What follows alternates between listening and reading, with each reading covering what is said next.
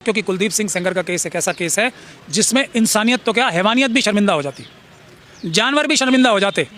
इसीलिए मैं क्योंकि इस जुडिशियल सिस्टम का, इस जस्टिस सिस्टम का मैं भी हिस्सा हूँ, मैं शर्म से सर नहीं उठा पा रहा हूँ। इस देश का संविधान बाबा साहब डॉक्टर भीमराव अम्बेडकर ने बनाया था, उसकी एक प्रकार से सबसे नृशंस हत्या होने का गवाह बना हुआ हूँ। मुझे इस बात को कहने में कोई गुरेज नहीं है कि मैं अपने आप पे शर्मिंदा हूँ कि इस केस में, एक ऐसा केस जिसके बारे में सुप्रीम कोर्ट ने सो मोटो कॉग्निजेंस लिया था, मैं इतने दिन तक बहस करने के बाद भी नहीं समझा पाया। मैं अपने आप को सबसे बड़ा फेलियर मान रहा हूँ इसमें। मैं ऑनरेबल जज साहबों को, दो जज साहब थे इसमें, ये समझाने में नाकाम रहा कि ये व्यक्ति जो एक बच्ची का, जो कि उसके एक तरीके से बेटी के समान है, क्योंकि ये उसको बेटी की तरह ही बोलते थे, जिसको वो दादा बोलती थी, उसका रेप करता है इस बच्ची का, वो रेप की शिकायत ना करे, उसका गैंग रेप करवाता है। उसके बाद वो बच्ची और उसका परिवार कंप्लेंट ना कर दे, उसके चाचा को अरेस्ट कराता है, उसके पिताजी को अरेस्ट करवा के थाने में इतनी पिटाई होती है कि उसके मारा जाता है।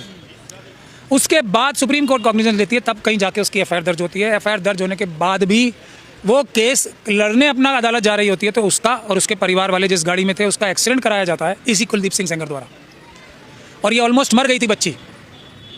तो हम ये समझाने में कामयाब नहीं हुए जज साहब को कि ये व्यक्ति दया का पात्र नहीं है। इतनी दिन लंबी बहस करने के बाद हाई कोर्ट ने क्या आधार दिया, किस आधार पर उनको बेल दी है, कुछ तो कहा होगा ना दिल्ली हाई कोर्ट। दो मुख्य आधार हैं। पहला मुख्य आधार ये कि हाई कोर्ट के पास समय नहीं है इस अपील को सुनने का। हालांकि इसके जवाब में हमने ये बहस की, ये जजमेंट में लिखा है, ये जजमेंट में लिखा है कि हमारे पास समय नहीं है क्योंकि हमारे पास काम का इतना लोड है, इसलिए इसकी अपील सुनवाई करने का टाइम नहीं है हमारे पास। और इसलिए क्योंकि टाइम नहीं है, इसके मौलिक अधिकारों का हनन हो रहा है कि इसको, हालांकि इसका सज़ा हो चुकी है लेकिन फिर भी इसके मौलिक अधिकार हैं, हम इसकी अपील नहीं सुन पाएंगे, इसलिए हम इसको बेल पे छोड़ देते हैं, सस्पेंशन कर देते हैं इसके सेंटेंस की। एक वजह ये। दूसरी वजह ये दी गई है कि ये व्यक्ति, हालांकि इसने ये सब कार्य किए हैं पहले, मगर ये आगे क्या करेगा इसकी क्योंकि संभावना ही है ना, आगे की बात तो कोई ऊपर वाला ही जानता है और तो कोई जानता नहीं। तो हम संभावनाओं के बुनियाद पे इसको क्यों बेल के राइट से, या जो राइट नहीं है अब, इस हम दया करने से क्यों महरूम रखें, इसके ऊपर दया हम क्यों ना करें, इसलिए हम दया करते हैं। हालांकि इसका बैकग्राउंड भी है, और हालांकि हम, मेरी यानी कि विक्टिम के वकील की ये बात भी सुनने को तैयार नहीं है कि हम कह रहे थे कि आप इससे कम समय लगेगा अपील सुनने में।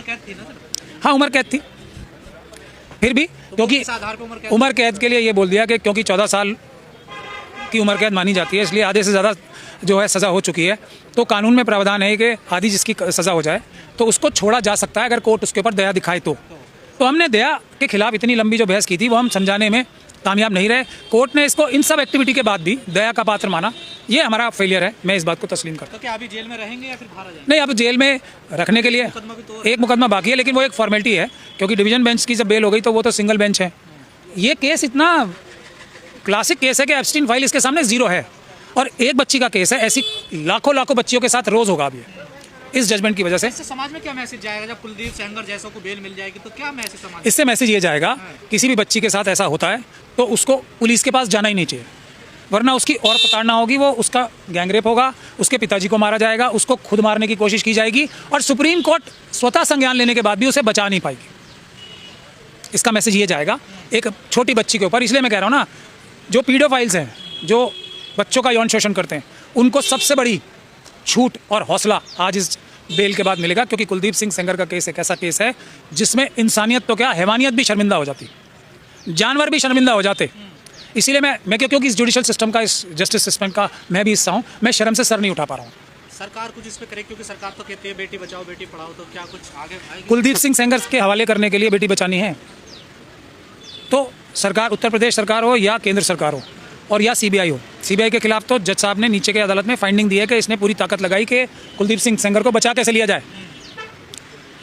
उसके बाद केंद्र सरकार हो या उत्तर प्रदेश सरकार हो, दोनों ने पूरी ताकत लगाई सुप्रीम कोर्ट में, बड़े से बड़े वकील पेश करके कि इनकी सिक्योरिटी विड्रॉ कर लो ताकि ये डर जाए। आपके पास आगे क्या रास्ता है?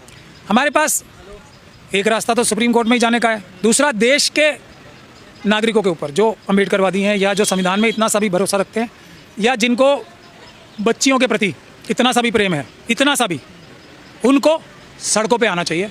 निर्भया जो कांड था वो इसके सामने इतना सा भी कांड नहीं था, क्योंकि निर्भया की तो जो भी हुआ एक ही दिन हुआ ना उसके साथ, इसके पिताजी के साथ तो 2 बार इसके साथ हुआ, 3 बार इसके साथ हुआ, बल्कि इसको मारने की भी कोशिश की, ट्रक चढ़ाया गया, इसके पिताजी को मारा गया, इसके साथ गैंग रेप हुआ, इसके साथ रेप हुआ।